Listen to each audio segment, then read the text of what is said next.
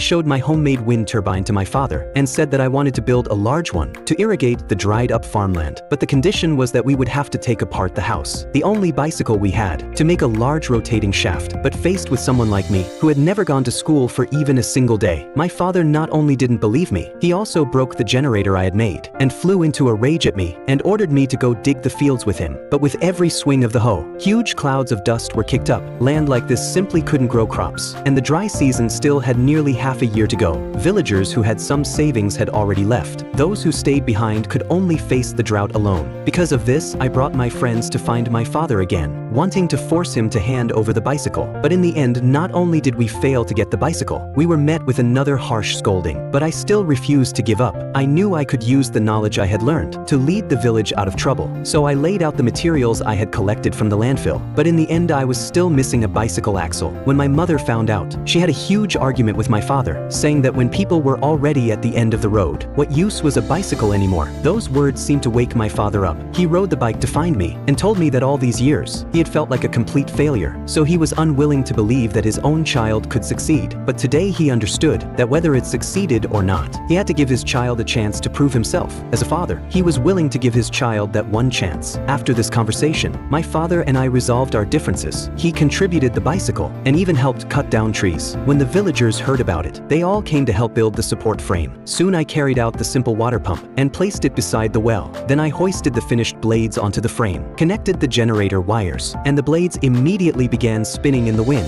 The generator that carried the hopes of the entire village came to life. After a while, the water pump finally started working. Water was truly pumped up. We saw the hope of survival. My father and I hugged each other in excitement. None of this was a dream. With water, the land could grow crops, and we could survive this drought.